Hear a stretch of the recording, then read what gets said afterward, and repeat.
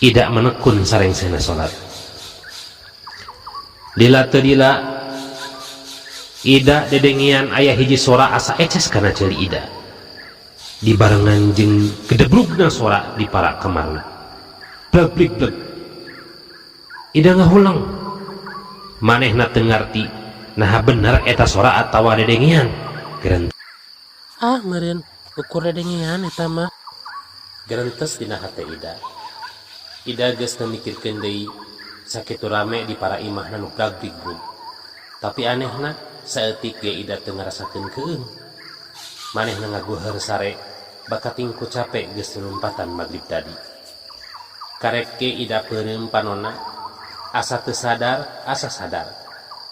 Manehna ngimpi. Jang, di mana hidup Jang?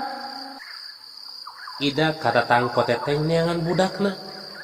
Nu pangrasa manehna keur ulin di patamanan nu kacida endahna. Katingalina jalma loba nu sarua. Arulin.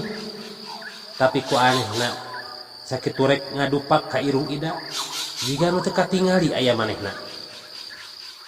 Manusia teh asa sapantar kabeh. Eueuh nu kolot, eueuh nu budak. Jeung asa kararasep jeung gareulis. Jeung naha jiga teu ngadeuleu aya kuringnya. Pokna Ida bari terus mulur budakna. Ida anjog ka sisi situ. Preh teh aya hiji lalaki keur mawa ulin budak. Bangun nu bungah dinya. Itu geningan si Jalu teh. Naha jeung saha mani loma kitu budak teh nya. Teu eureun kaheran Ida. Terus kerung bari nyamperkeun ka eta lalaki jeung budak nu keur ocon. Ida karek sadar. Da kuring macan boga budak. Boga ge keur dikandung keneh. Gerentes Ida. Ida ngarandeg tur ngahuleng. Gap manehanana ngaragap kana beuteungna. Tapi gebeg manehna ngarenyag karasa hampa. Beuteungna teu jiga keur kakandungan. Ida ngajerit satakerna. Alah, mak. Manehna ngorejat.